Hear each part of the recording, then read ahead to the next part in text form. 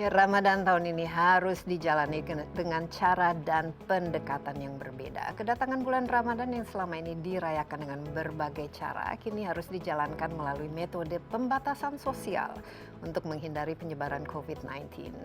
Normal baru atau the new normal dalam keberagamaan ini juga memberikan hikmah dan pelajaran yang berharga dan berpengaruh besar terhadap cara pandang dan pola keberagaman masyarakat kita saat ini dan juga ke depan. Dan apakah pandemi COVID-19 ini memberi ruang untuk kita mendekatkan diri kepada Tuhan lewat ibadah di tengah keheningan sosial?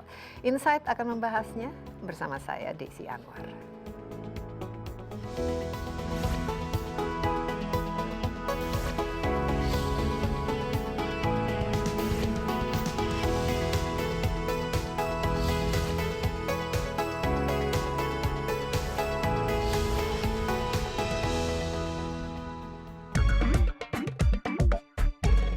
Allahu Akbar, Allahu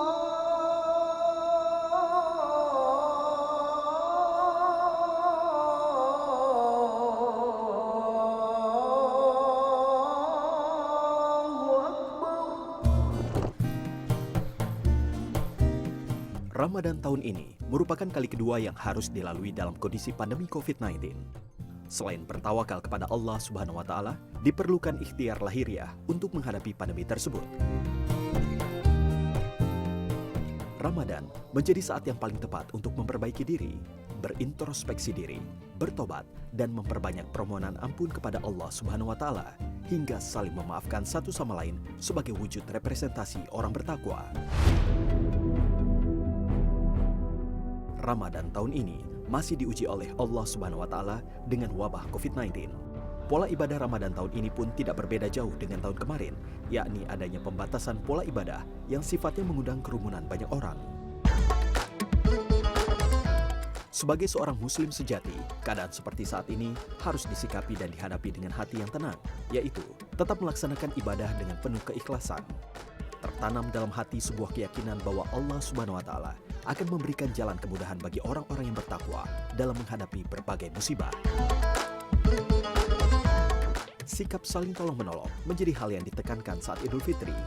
Bantuan sekecil apapun akan sangat bermanfaat bagi sesama manusia di tengah pandemi COVID-19. Menumbuhkan rasa gotong royong menjadi energi positif bagi bangsa serta semangat baru dalam menghadapi pandemi COVID-19. Pandemi COVID-19 di tengah Ramadan seharusnya menjadi pemantik kesadaran pentingnya membangun solidaritas kemanusiaan kepada sesama. Ramadan di tengah pandemi juga harus menjadi momentum bagi kita semua untuk memperkuat persatuan dan soliditas antar komponen bangsa. Spirit Ramadan harus tumbuh kuat dalam hati. Saatnya kita dekat kepada Sang Khalik dengan menumbuhkan empati dan berbagi bersama. Di studio sudah hadir bersama saya Imam Besar Masjid Istiqlal Jakarta, Kiai Haji Nasaruddin Umar, yang ini untuk tahun kedua kalinya kita berjumpa dalam masa pandemi. Pak Haji, Pak Nazar, bagaimana? Sehat? Alhamdulillah, Alhamdulillah. Senang banget ya bisa kita ketemu lagi. Ya. Membicarakan soal yang sangat esensial ya masyarakat kita itu. Saya kira saat-saat seperti ini membutuhkan insight baru ya. Ya. Dan bulan Ramadan ini saya kira sangat timely Ramadan tiba pada saat seperti sekarang ini ya. Jadi Ramadan tahun lalu kita sama sekali awal COVID sedang mengganas ya, tapi sekarang ini mudah-mudahan hampir selesai, maka itu ada Ramadan tiba lagi. Ya. Nah, Ramadan artinya menghanguskan, membakar.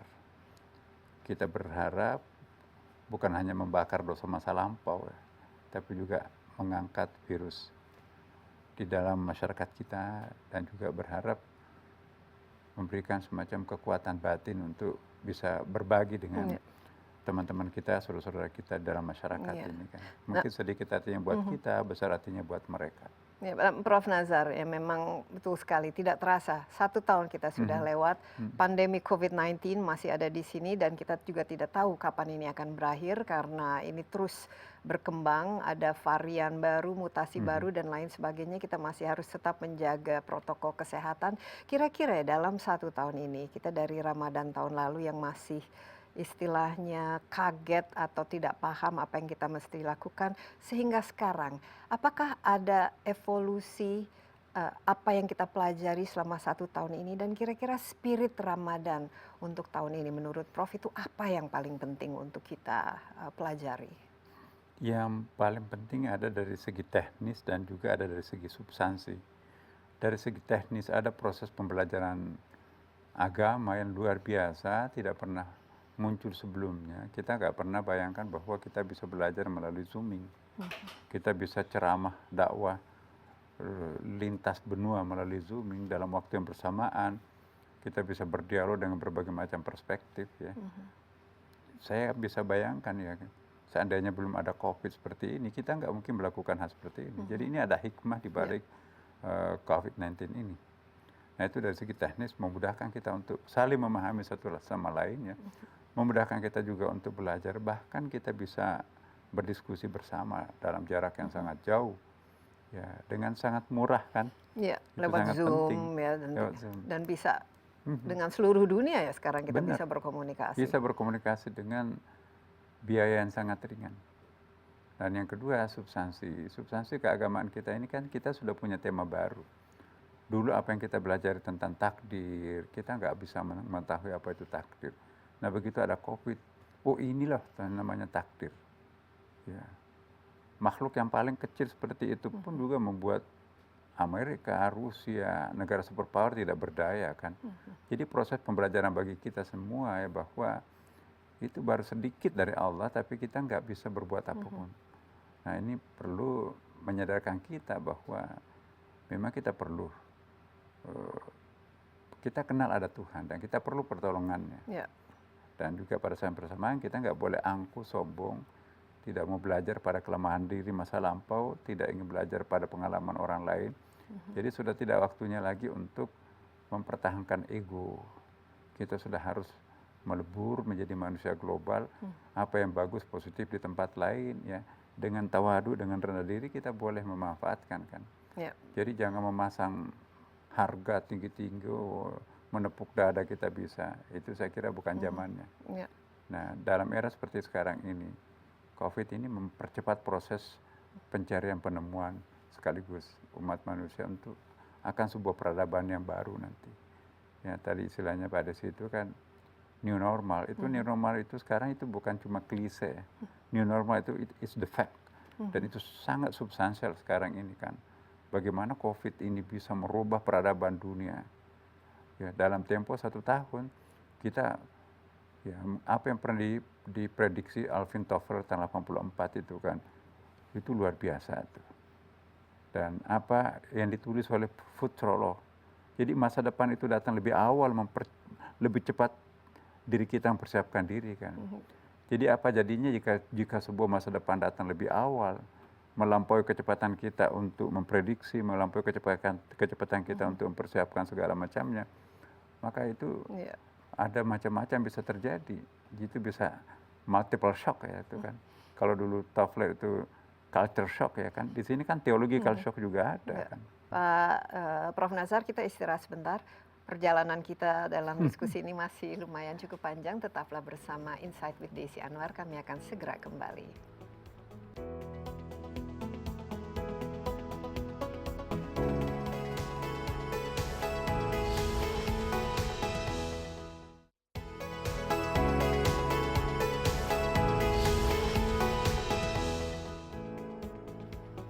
Ya, Anda masih bersama Insight with Desi Anwar. Saya ditemani Imam Besar Masjid Istiqlal Jakarta, Kiai Haji Nasaruddin Umar. Topik kita kali ini memaknai puasa Lebaran dalam situasi pandemi. Dan memang kita terpaksa berubah ya. Kita harus memiliki new normal atau kehidupan normal yang baru. Tapi biasanya kalau ya Ramadan tuh biasanya dikaitkan dengan buka bersama.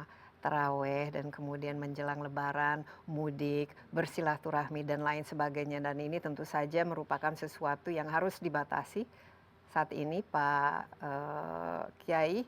Prof. Nazar, ini bagaimana kita menyikapinya? Karena ini kan pasti menimbulkan kesedihan atau kekecewaan dan mungkin tidak bisa kembali pulang kampung, bertemu dengan keluarga. Ini bagaimana idealnya kita menyikapinya? Karena memang mau tidak mau kita harus menghadapi realita pandemi ini. Pengalaman kami di Istiqlal, Mbak Desi. Jadi kita memang mengalami proses materi dakwah. Tadinya kan kita sibuk dengan materi fikih. Sekarang kita merubah tema menjadi usul fikih. Ya, apa fikih itu kan hitam putihnya, hukumnya ya. Tapi kalau usul fikih itu filsafat hukumnya yang kita tekankan. Contohnya gini, kan masyarakat kita bertanya, kok kenapa kita nggak boleh ke Istiqlal, dulu kan kunci. Tapi kok pasar ramai, bandara ramai. Nah, kalau kita nggak pintar menjawab, itu bisa menimbulkan kesalahpahaman umat, ya kan.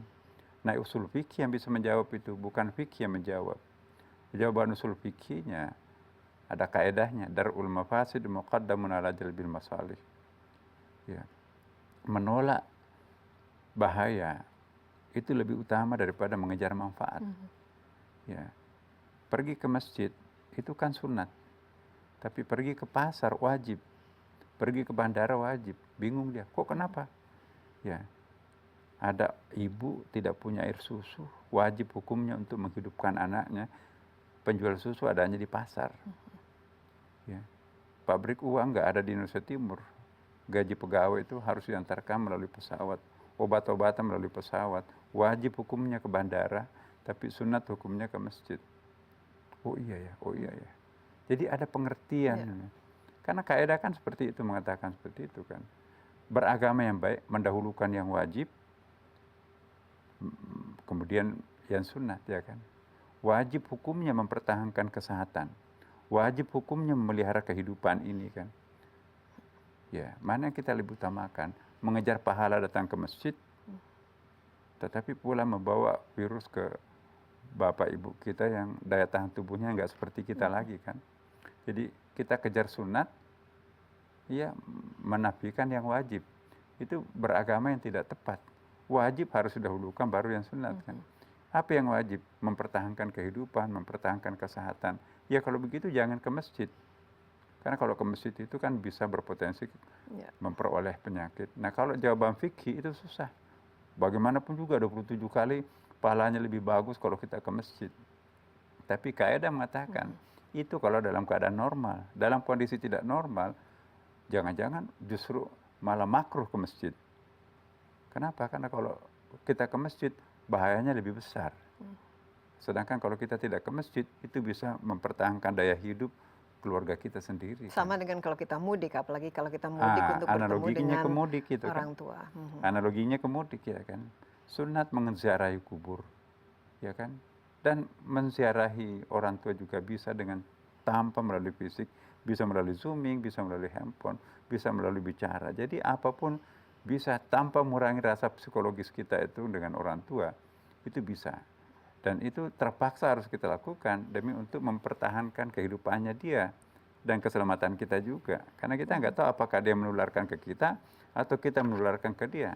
Supaya tidak tercipta mudarat dua-duanya, udahlah.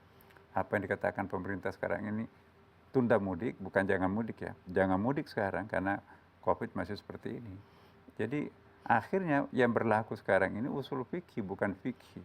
Fikihnya itu bagus kok, kita ziarah kubur Pak, dapat macam-macam. Tapi kita belajar bahwa itu kalau dalam kondisi normal. Dalam kondisi tidak normal seperti ini, kita harus menerapkan prinsip-prinsip atau kaidah-kaidah kehidupan. Nah, tapi pelajaran ini apakah sampai kepada rata-rata?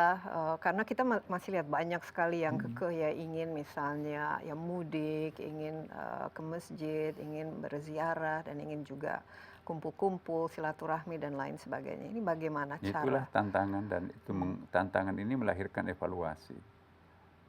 Ya, ada hikmahnya supaya kita itu belajar agama itu secara komprehensif. Jangan hanya belajar dimensi fikihnya, dalam keadaan normalnya. Tetapi kita juga harus belajar seandainya dalam keadaan tidak normal pada suatu saat, apa yang kita harus persiapkan. Nah, dengan adanya COVID ini, masyarakat kita itu dengan sendirinya harus mengkonsumsi pelajaran usul fikih, bukan hanya fikih. Dengan sendirinya masyarakat itu juga harus memahami kaedah-kaedah kesehatan. Selama ini kan itu urusannya dokter tuh kan.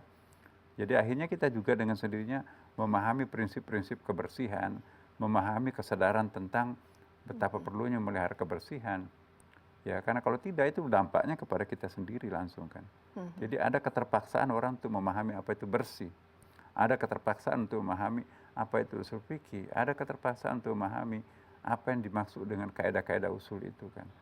Jadi ada proses pencerdasan di balik maraknya COVID ini. Tapi Prof. Nazar sendiri melihat orang semakin paham bahwa penting lah misalnya untuk melakukan ini, penting menjaga protokol kesehatan, lebih menomorsatukan lah kesehatan dan keselamatan orang tua ketimbang misalnya bersikeras untuk melakukan mudik, atau tidak terlalu banyak perubahan sebenarnya? Aspek knowledge itu bertambah.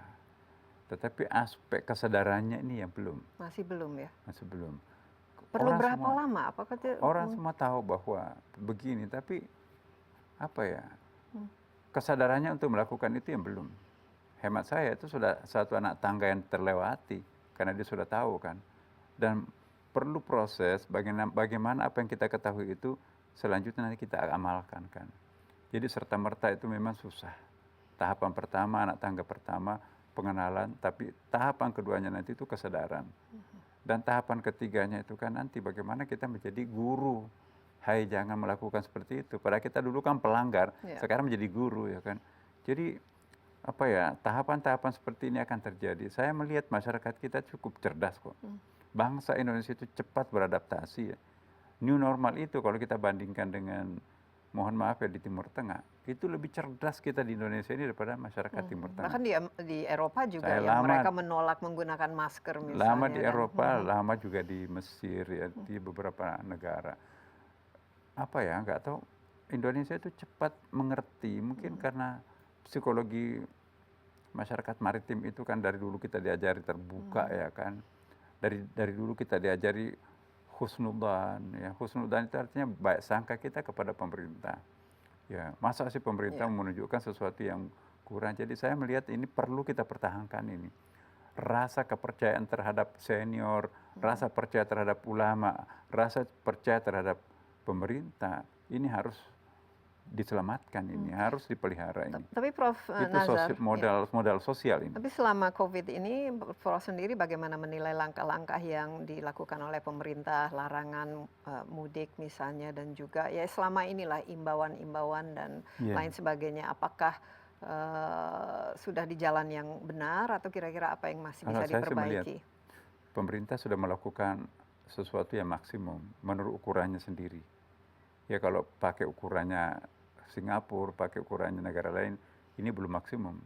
Maklum kan ini kan pengalaman pertama kita kan dalam hidup ini ada seperti ini. Tapi apa yang dilakukan oleh pemerintah, apa yang dilakukan oleh masyarakat, apa yang dilakukan oleh ulama, tokoh agama, menurut hemat saya itu sudah on the right track itu kan. Cuman itu tadi, masyarakat kita terlalu besar jumlahnya kan, itu juga faktor. Kemudian yang kedua juga, masih adanya kelompok kecil ini yang berusaha untuk quote and quote itu memprovokasi. Enggak lah, itu jangan. Nah, jadi saya kira teman-teman kita yang seperti ini harus melihat kenyataan. Sampai hari ini masih ada nggak percaya COVID-19. Nah, itu kan. ini dia. Ya, mungkin kita break sebentar, tapi penting ini untuk kita diskusikan karena ini sangat berdampak ya bagaimana kita keluar dari krisis ini ya, Prof. Nazar. Tetaplah bersama kami, Insight with Desi Anwar masih akan kembali sesaat lagi.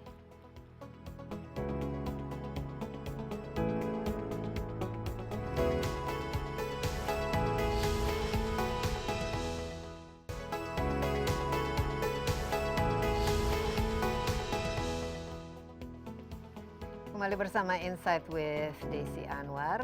Tamu kita kali ini Imam Besar Masjid Istiqlal Jakarta, Kiai Haji Nasaruddin Umar, dan topik kita mengenai memaknai puasa dan juga Lebaran di saat kita masih dilanda COVID-19 ini sudah berlangsung ya lebih dari 1 tahun, dan sampai sekarang mau tidak mau kita harus tetap menjaga protokol kesehatan ya, kita menjaga jarak, kita rajin mencuci tangan, kita menghindari kerumunan, dan kita juga penting lagi adalah menjaga kesehatan karena imunitas pada saat ini adalah segalanya. Nah, Prof, ini kan ya biasalah kita orang Indonesia secara budaya kan juga sukanya kan berkumpul, sukanya kan melakukan suatu bareng-bareng, dan apalagi dalam suasana Ramadan dan Lebaran ini memang sangat terasa ya kalau harus ada ya Zoom, memang bisalah dilakukan dan sering dilakukan, tapi mungkin kurang afdol kalau tidak ketemu. Tapi kita mungkin sekarang lihat dari esensinya, bahwa kita ini sekarang istilahnya harus belajar hidup dengan COVID-19. Tadi disebut masih ada yang bukan saja tidak percaya ada COVID-19, tapi sekarang sudah ada vaksinasi misalnya tidak berkenan atau menolak dengan berbagai alasan dan lain sebagainya. Ini bagaimana kita menyikapi aspek meningkatkan religiousness kita, tapi dalam waktu yang sama kita juga menggunakan ini untuk menjadi bagian dari solusi untuk keluar dari krisis ini. Jadi saya kira sekarang ini dalam era ada musibah, dalam era ada sebuah cobaan, bahasa yang paling efektif untuk kita gunakan itu sebetulnya bahasa religi, bahasa agama. Kita lihat ya, saya berikan satu contoh ya, mengumpulkan dana untuk membantu teman-teman kita yang terpapar ataupun yang di PHK gara-gara COVID ya. Nah, teman-teman melakukan penelitian percobaan. Jadi bahasa pemerintah yang digunakan mengumpul dana untuk membantu kaum lemah. Nah, kita coba juga menggunakan bahasa agama menghimbau mereka membantu kaum lemah. Tapi jumlah yang kita kumpulkan melalui bahasa agama dan jumlah yang dikumpulkan melalui bahasa sosiologi, bahasa pemerintah atau bahasa politik itu justru di luar dugaan. Bahasa agama itu ternyata lebih efektif. Kami juga kaget di Istiqlal. Kenapa kira-kira? Nah, itu daya takut matinya, karena setiap hari melihat pemandangan mati banyak di mana-mana kan. Jadi kematian itu kan nasihat yang paling efektif. Ya kalau pakai bahasa politik, pakai bahasa sosiologi itu bahasa reason ya kan. Nah sementara ini kan persoalan emosional kita ini, ada keluarga kita. Nah, jadi saya melihat kita perlu pintar-pintar mencari vocab mana yang paling tepat untuk menggait loyalitas nih, follower. Nah dalam posisi seperti sekarang ini pengalaman empiris kami selaku di kampus juga ya, kita melakukan percobaan-percobaan, penelitian-penelitian, memang yang paling efektif ini adalah bahasa pemerintah. Jadi perubahan-perubahan sosial dalam masyarakat religius seperti Indonesia ini, kalau ingin lebih efektif itu pakai bahasa agama. Saya ingat dulu ya, Pak Profesor Hayono Suyono ya, BKKBN itu kan, wah dengan penuh powerful, pemerintah harus membatasi angka kelahiran, tapi kan nggak efektif. Ya, kenapa? Satu kali ulama mengatakan ini ayatnya, ya, ini hadisnya, kita perlu mengembangkan keturunan. Udah mentah semua itu promosi-promosi pemerintah. Begitu Pak Haryono merubah, mendekati ulama, mendekati pendeta, pastor, biksu dan seterusnya menggunakan bahasa agama. Apa yang terjadi berikutnya? Setiap tahun Indonesia itu dapat penghargaan dari UNICEF PBB ya kan. Berarti Indonesia itu sangat efektif menggunakan bahasa agama untuk sebuah pola perilaku. Pola perilaku masyarakat itu dengan menggunakan bahasa agama kan. Ini mengingatkan kita ke Max Weber ya kan. Tidak mungkin kita bisa merubah sebuah perilaku tanpa merubah sistem teologi dalam masyarakat itu. Jadi memang basicnya teologi itu harus mulai dari situ. Karena mungkin ada relevansinya juga secara individu ya, tadi disebut mungkin masyarakat takut kita mati atau takut dosa atau takut lain masyarakat sebagainya. kita basicnya kan masyarakat religius ya kan. Dan tentu pada takut mati kita kan. Apalagi setiap hari kita disuguhi mubalik kita kan neraka, surga, dosa dan seterusnya kan. Jadi begitu ada kasus, maka yang di benaknya itu, waduh, ini jangan-jangan saya the next-nya ya kan, berikutnya. Jadi ada ketakutan di situ itu. Iya. Tapi meyakinkan misalnya penting untuk menjaga kesehatan atau penting untuk divaksin atau kalau bisa tidak ke masjid atau dianjurkan untuk tidak mudik. Ini bagaimana penggunaan bahasa-bahasanya, apalagi kalau ya masalah vaksinasi ini saya lihat kan bisa menimbulkan, ya sempat menimbulkan kontroversi juga kan, sampai sekarang ini setahu saya masih ada yang mungkin tidak srek atau tidak ingin menolak misalnya divaksin atau tidak percaya dengan kehadiran COVID-19 ini. Nah, disinilah perlunya sinergi sebetulnya. Bahasa yang kita lihat dalam masyarakat kita itu kan belum simetris antara bahasa Kementerian Sosial dengan bahasa Kementerian Agama, dengan bahasa Kementerian Dalam Negeri. Jadi ada distingsinya masing-masing itu kan. Sementara yang jadi sasaran itu kan satu, masyarakat kita sendiri semuanya kan. Jadi masyarakat kita, misalnya Kementerian Agama turun dengan perspektifnya, ya kemudian juga Kementerian Dalam Negeri dengan perspektifnya, Kementerian Kesehatan dengan perspektifnya. Menurut hemat saya itu perlu ada semacam, kalau kita dalam sebuah tulisan itu kan editingnya nggak rapi gitu kan. Jadi nggak rapi. Masyarakat itu kan memerlukan kerapian informasi ini. Bagaimana supaya apa statementnya Kementerian Agama itu tidak berbeda dengan tidak berbeda dengan Kementerian Kesehatan. Ada Serasimponya di sana berbeda, di sini Serasimponya. Belum ada media sosial yang membuat ini menjadi lebih membingungkan kan ya. Kita perlu. Ini ada sebuah survei. Justru ya Masjid Istiqlal ini kan bukan ormas ya kan, bukan ormas. Tapi kok kenapa orang lebih percaya ke Istiqlal? Ya padahal kami kan nggak pernah melakukan apapun. Apa yang kita lakukan ini betul-betul kita lakukan adalah pendekatan yang ya kita memang melakukan pendekatan induktif ya kan. Ada survei-survei yang kita lakukan, ada perbandingan-perbandingan masyarakat yang kita baca dari negara lain juga. Lalu kita mencoba menerapkan suatu konsep di Istiqlal ini. Akhirnya kok bisa kita bisa menggait pengikut partisipan yang sedemikian efektif. Padahal ini Istiqlal, follower kita itu malah justru non Muslim ya kan. Kemarin kita non Muslim ya? Iya. Berapa persen? Kemarin pengumpulan dana itu ya, saya targetkan itu sekitar mungkin dapat kita 500 juta ya. Biasanya kan pengalaman masa lampau, tapi ada situasi COVID seperti ini, kemudian bahasa agama yang mungkin kita pilih itu lebih terbuka kepada agama lain juga kan. Kami tidak exclusively Islam ya, tapi kita juga kami menggunakan juga bahasa-bahasa agama-agama lain, dan kami undang teman-teman kita semuanya, agama Hindu, Buddha, Kristen, Katolik, Konghucu ke Istiqlal. Nah, kita bikin satu korps di situ itu, mari menggunakan bahasa sama keluar, bahwa persoalan bangsa harus diselesaikan dengan bahasa agama. Bahasa agama itu satu kita semuanya.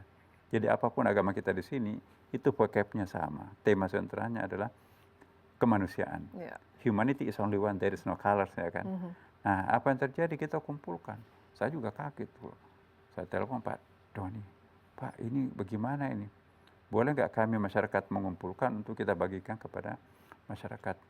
Kata Pak Doni, dengan ente boleh Pak. Itu kan memang itu kita bersyukur, pemerintah bersyukur dengan ada upaya itu. Bagaimana kalau misalnya banyak? Balik bertanya kan, banyaknya berapa? Wah, kalau begitu tunggu dulu Pak. Jadi, nah akhirnya bisa di-share kira-kira berapa? Targetnya 500 juta, tapi itu jauh di atas. Bisa 30 kali lipat. 30 kali lipat. Nah, jadi kami bingung juga mendistribusikannya. Ini kan pertanggungjawabannya kan. Ya, saya mendapatkan advice karena kami takut salah kan, teman-teman juga takut salah. Kita kumpulkan. Nah, pada waktu itu Jawa Timur ya, Jawa Barat, kemudian ya Banten, Sulawesi Selatan ya, pada waktu itu pertengahan tahun yang lalu ya. Nah, kami juga pelajari kok kenapa ini bisa kumpulnya seperti ini. Selain cara kita tadi mendekati masyarakat itu seperti itu, juga ada faktor lain, Mbak Desi. Ya, tapi Karena- untuk faktor lainnya mungkin kita break dulu, Oke. tapi kita Itu menarik faktor ya, lainnya itu. kita akan pelajari, kita akan lebih tahu ya setelah yang berikut ini. Tetaplah bersama Insight with Desi Anwar.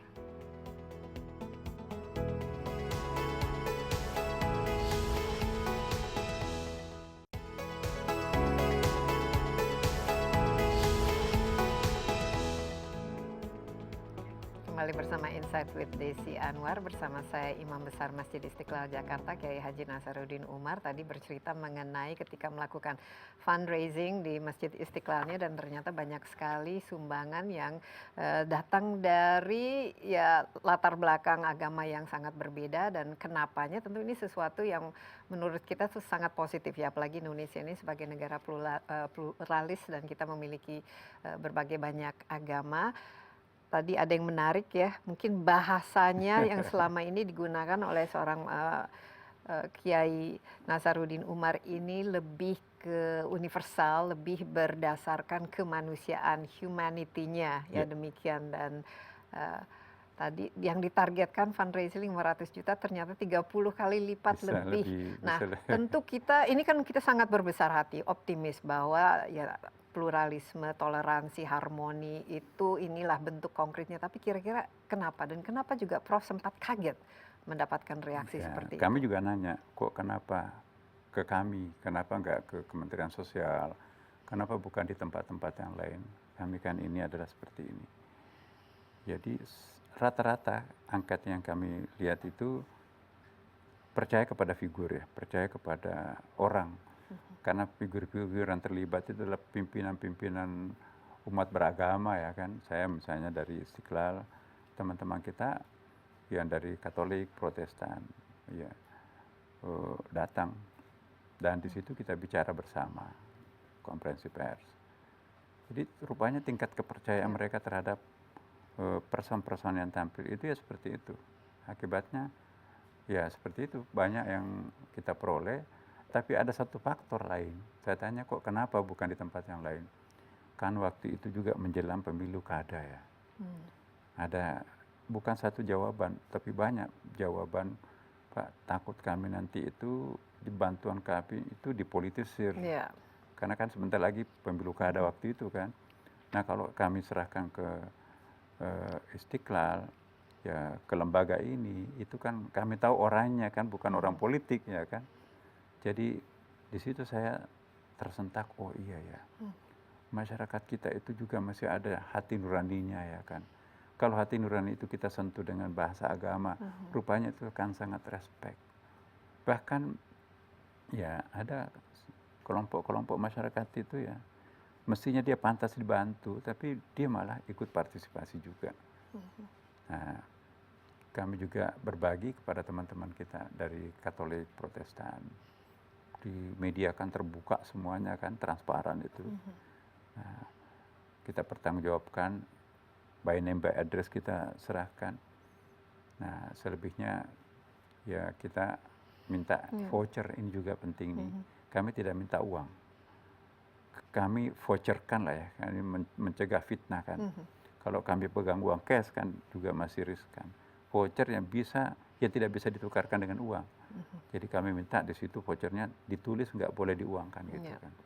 Nah itu yang kita bagikan kepada fakir miskin, anak yatim piatu, ya, supaya nanti tidak ada kecemburuan sosial berdasarkan agama dan etnik. Itu pun juga kita adakan pendataan-pendataan.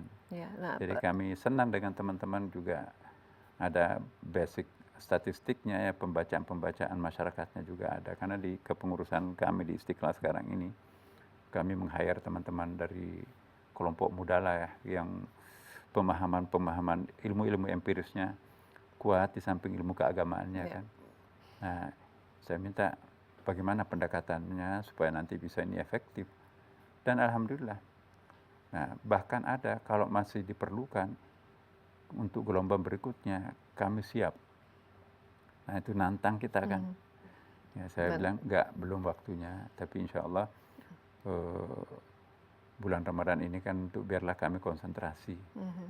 Ya, yang menarik itu justru memberi buka puasa ke Istiqlal, ya, ada yang mau menawarkan, Pak, dia bukan Muslim ya kan, tapi kami juga ingin berbagi dong apa yang bisa kami bantu ke Istiqlal.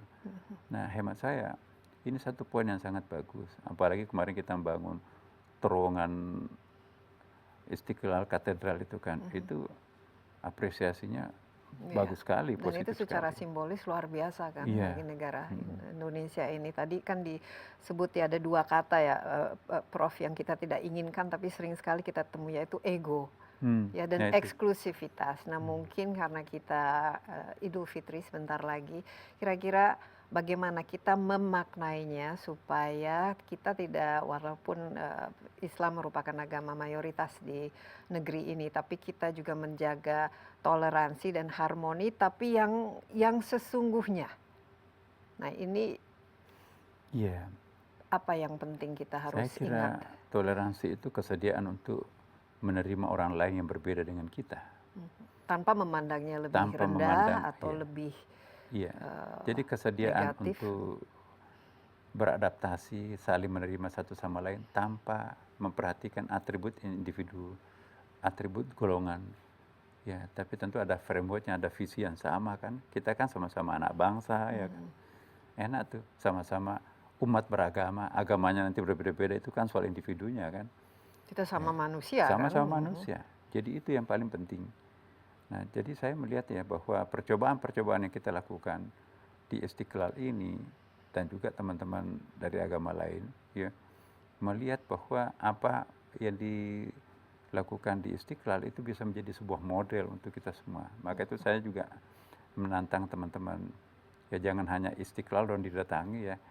Sesekali juga kami datang ke tempat kalian ya, supaya nanti kalau jangan ada salah paham, lo kok rajin ke Istiqlal. Jadi Istiqlal juga sekali-sekali diundang ke rumah ibadah kalian supaya kita kan juga ini saling memahami internal kita masing-masing. Ya, Nah, kita juga di Istiqlal misalnya, yang paling berbahagia, bukan yang paling berbahagia, yang sangat senang dengan kehadiran Istiqlal modern seperti sekarang ini tentu kan tetangga kan. Dulu sebelum ada renovasi ini, macet seputar Istiqlal itu. Kalau hari Jumat itu susah bergerak tuh. Karena volume parkir kita yang di pekarangan Istiqlal itu sangat sedikit. Terpaksa menggunakan jalanan kan. Macet semua jalanan itu. Nah, dengan adanya basement dua tingkat ini, dari ujung selatan sampai ke ujung utara bisa nampung 800 mobil. ya. Maka sekarang ya walaupun memang ada COVID ya, itu lebih longgar ya. Yang kedua, teman-teman kita kan juga bisa pakai parkir kita kan. Ya, teman-teman tetangga itu katedral, ya parkirnya di halamannya Istiqlal, ya kan. Kemudian terowongannya langsung masuk ke katedral. Nah, jadi saling menguntungkan ya. Kami pun pihak Istiqlal ya, kan ada biaya parkirnya kan. Jadi kita manfaatkan secara ekonomik ya ruang parkir itu untuk perawatan pemeliharaan Istiqlal. Tapi pada sisi lain teman kita yang di katedral itu juga lega itu punya tempat parkir yang lebih luas daripada tinggal di pinggir jalan atau jalan kaki jauh ya kan. Jadi semuanya merasakan manfaatnya. Sama-sama punya manfaat. Jadi Masya Allah. Nah, saya ingin juga menjadikan Istiqlal itu sebagai contoh untuk rumah ibadah yang lain. Seandainya nanti di suatu tempat ya, rumah ibadahnya teman-teman itu luas, sementara ada masjid di situ yang parkirnya kurang, mari mencontoh Istiqlal. Kami melakukan seperti ini, dan mari kita saling mencontoh yang baik ya, jangan mencontoh yang buruk gitu. Iya, penting sekali ini. Karena esensinya lah harusnya demikian ya, menciptakan kebaikan ya, bukan keburukan, membawa manfaat ya bagi semua ya, bukan hanya satu kelompok saja. Kita istirahat, masih ada satu segmen. Prof. Nazar, tetaplah bersama kami. Insight with Desi Anwar akan kembali sesaat lagi.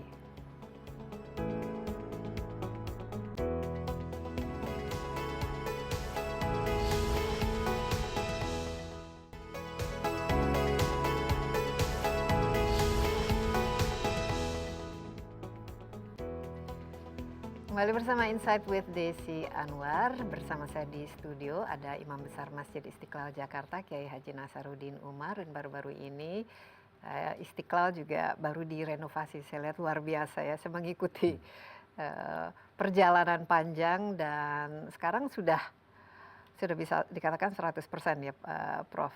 Nazar. Belum. Terowongnya kapan? Internal Tunnelnya iya, kapan? tapi eksternalnya, pekarangannya kan nanti ke pagarnya itu nanti akan pindah ke seberang sungai. Jadi Istiqlal itu nanti menjadi sebuah pulau ya, dikelilingi sungai gitu. Dan kita tidak melihat tempat parkir, tidak melihat mobil kendaraan di pekarangan Istiqlal. Kenapa? Di basement kan semuanya. Jadi tamannya yang kelihatan. Sejuk, indah, damai. Sungainya ya. juga dipercantik. Jadi ada semacam gedung teater ya di pinggir sepanjang sungai itu juga cahayanya sangat bagus ya. Kemudian juga yang penting pohon-pohon, tanaman-tanaman, arsitek pertanaman juga kita libatkan beberapa, termasuk food court juga. Jadi Istiqlal itu dulu kan 80% orang tua, 20% milenialnya. Nah, kita balik sekarang ini balik.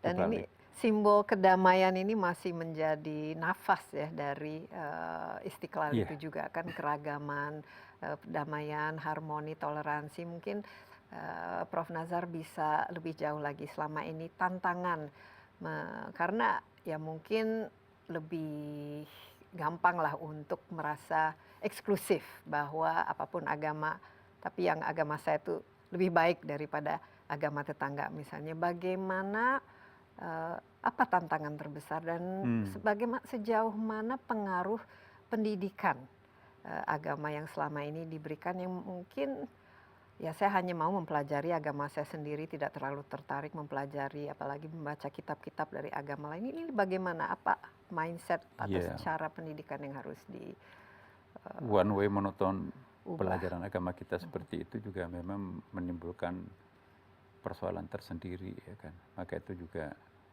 saya kira di pelajaran agama itu ada sedikitlah perbandingan agamanya ya. Bagaimana meyakinkan kepada masyarakat kita itu ya bahwa memang agama tidak semuanya sama. Memang agama kita yang paling benar. Tapi bagaimana memberikan pengakuan terhadap orang beragama lain. Jadi bukan memberikan pembenaran, tapi memberikan pengakuan. Lakum dinukum waliyadin, itu kan pemberian pengakuan bahwa ada agama lain selain agamaku, tapi tidak mesti harus memberikan pembenaran. Yang salah kalau semuanya agama sama kok, maka itu bisa kita tukar-menukar agama. Itu kan nggak boleh.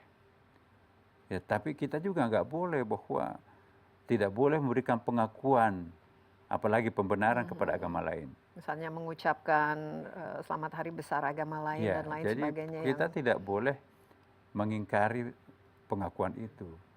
Sebab negara kita ini kan negara Indonesia, NKRI, Pancasila ya. Kita harus memberikan pengakuan terhadap agama lain, walaupun bukan pembenaran. Lain tuh, lain pembenaran, lain pengakuan. Pengakuan artinya mengakui bahwa ada agama lain yang hidup di samping saya, dan Quran itu melegitimasi juga pernyataan ini, lakum dinukum waliyadin, agamamu agamamu, agamaku agamaku. Tapi kita sama-sama eksis gitu kan. Jadi Quran itu luar biasa ya. Saya kira Quran inilah yang paling eksklusif memberikan penyebutan terhadap agama-agama lain. 18 kali kata Yahudi disebutkan dalam Al-Quran. 23 kali Nasrani, Kristen disebutkan dalam Al-Quran. Bahkan aliran kepercayaan pun juga diungkapkan dalam Al-Quran. Jadi apa artinya penyebutan itu? Kan suatu bentuk pengakuan ya kan.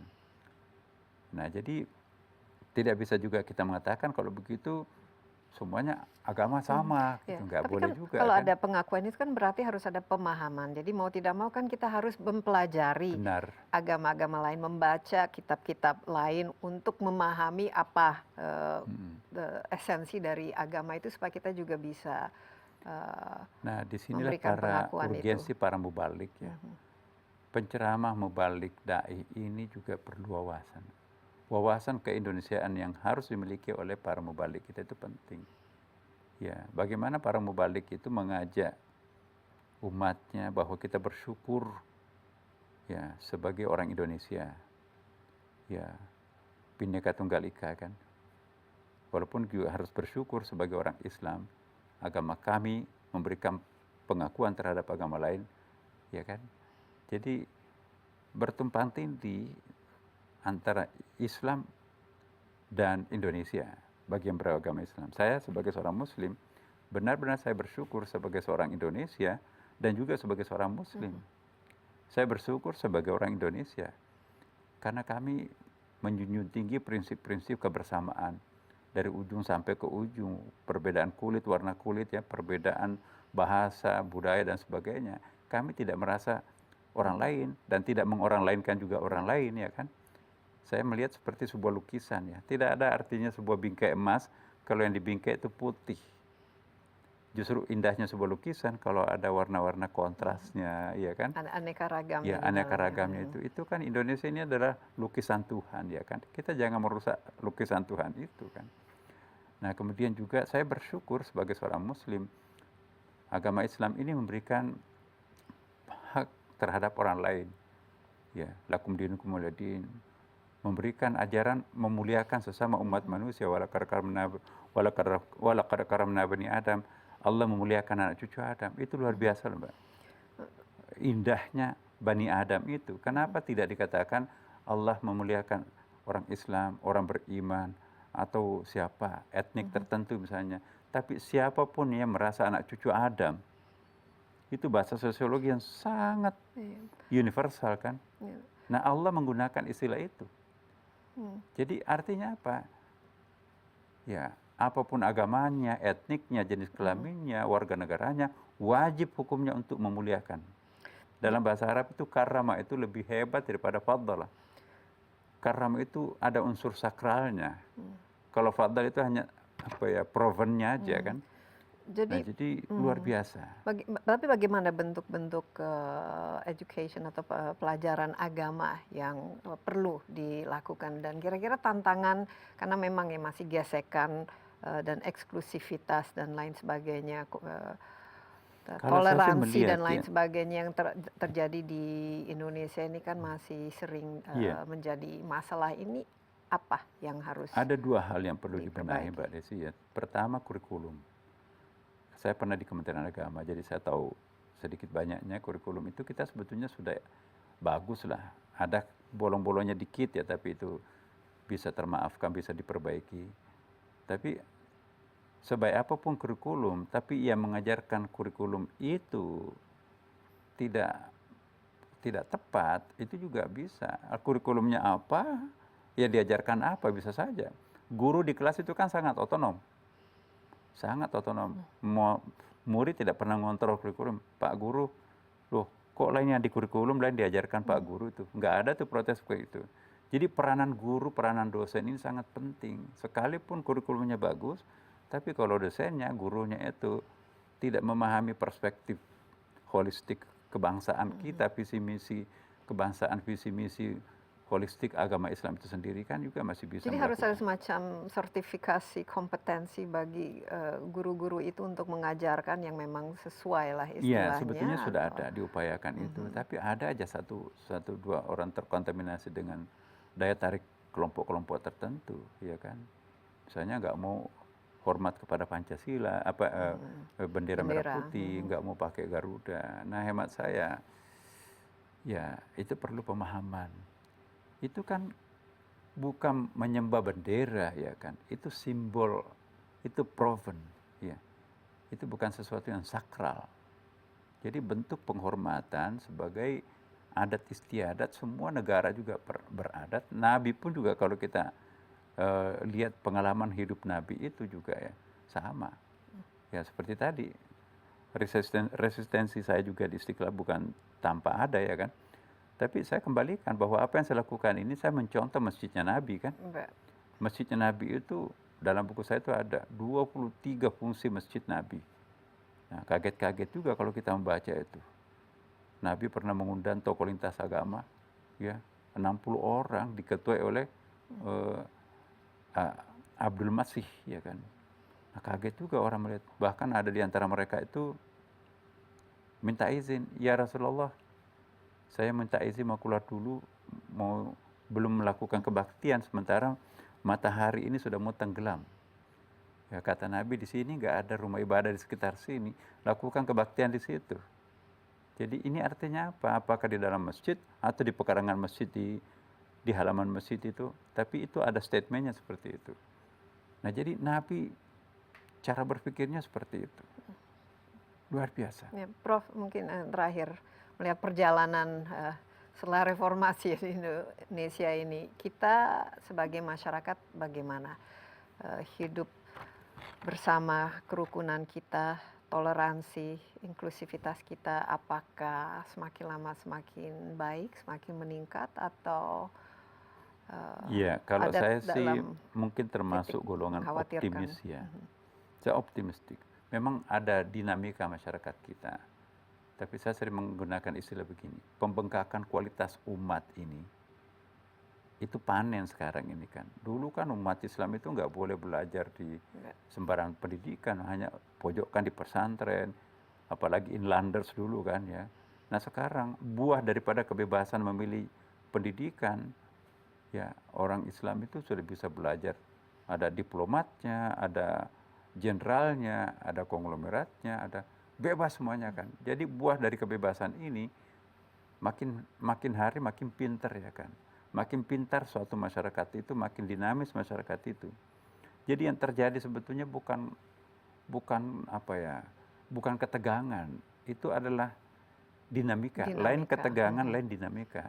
Hanya karena sebagian orang mungkin tidak biasa mengalami kehidupan dinamis seperti itu. Wah ini Indonesia besok mau kiamat. Ya kan? Kalau saya sih apalagi kalau kita melihat apa yang ditulis di media sosial misalnya, kita rasa atau sudah berdiskusi seperti ini kan. Tapi setelah itu kan dia pelukan lagi, dia jabat tangan lagi. Jadi itu apa ya, pembengkakan kualitas. Resiko sebuah kepintaran memang harus menyuarakan apa adanya ya kan.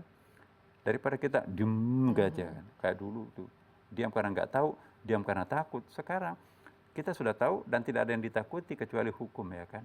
Dulu kan awas loh, ditembak loh, awas. Nah orang takut atau diam karena dia nggak tahu. Sekarang sudah tahu dan tidak ada yang bisa ditakuti kecuali hukum itu sendiri kan. Tentu kita bagi yang beragama Tuhan kan. Jadi dinamika itu akan semakin berkembang. Tapi lain dinamika, lain ketegangan, lain konflik. Kalau konflik itu konotasinya negatif. Tapi kalau dinamika seperti ini saya menganggap itu sebuah dan bisa menjadi ada diskusi ya positif. yang sangat positif dan ada terbuka sintesa ya. kehidupan yang akan muncul ya kan. Ya, dan Di saling balik memahami dialog karena kalau tidak didiskusikan, tidak dipertanyakan, benar. tidak diperdebatkan kan kita tidak paham kan apa yang menjadi opini atau pemikiran orang lain. Prof, waktunya sudah habis tapi mungkin ada pesan pendek mengenai untuk tahun ini, bulan puasa, Lebaran, Idul Fitri dengan puasa ini apa? Agar kita semuanya mengupgrade ya. Nuansa kebatinan kita dalam beragama itu bagaimana agar agama ini bukan lagi dirasakan sebagai sebuah beban. Tapi dirasakan sebagai sesuatu yang sangat dinikmati ya kan. Itu sangat berbeda. Ya. Kenapa Anda sholat? Karena aku harus sholat. Kenapa puasa? Aku harus puasa. Kita harus rubah. Kenapa Anda salat? Karena aku cinta salat. Not I have to, but I love to pray, ya kan. Nah itu satu. Yang kedua juga, mari kita membiasakan hidup di dalam era yang seperti sekarang ini, ya kan. Jadi ada hikmahnya. Jadi jangan protes terhadap masa depan yang datang lebih awal. Itu hukum alam dan itu sunnatullah bahasa agamanya kan. Yang penting ada kesabaran, ada pengendalian diri, ya kan. Orang yang tidak bisa menyesuaikan diri dengan zaman seperti sekarang, itu umurnya akan pendek. Tapi kalau ingin panjang umur, beradaptasilah dengan apa yang dinamika masyarakat kita. Dengan penuh kearifan, di sinilah pentingnya bahasa agama. Mengajarkan kita sabar, mengajarkan kita bertenggang rasa, mengajarkan kita untuk wise, bijaksana kan. Makin dalam pemahaman keagamaan seseorang, makin toleran seseorang itu. Makin dalam pemahaman seseorang, makin bijak orang itu, makin normal lah kita gitu. Iya, terima kasih banyak Prof. Luar biasa insight-nya dan semoga sehat selalu ya. Amin, insya Allah. Prof, dan kita juga sebenarnya dengan adanya krisis ini kita juga berterima kasih bahwa kita diberikan begitu banyak pelajaran dan kita dalam pelajaran ini juga berarti kita ada kesempatan untuk jauh lebih bijaksana lagi ya. Terima kasih sekali lagi dan demikian insight kali ini. Jangan lupa Anda juga dapat menyaksikan tayangan ini di cnnindonesia.com dan juga di YouTube CNN Indonesia Insight with Desi Anwar. Terakhir jangan lupa 3M ya, rajin mencuci tangan, memakai masker dan menghindari kerumunan. Tentu saja karena pandemi COVID-19 masih ada di antara kita. Sampai jumpa, stay safe. Bye-bye.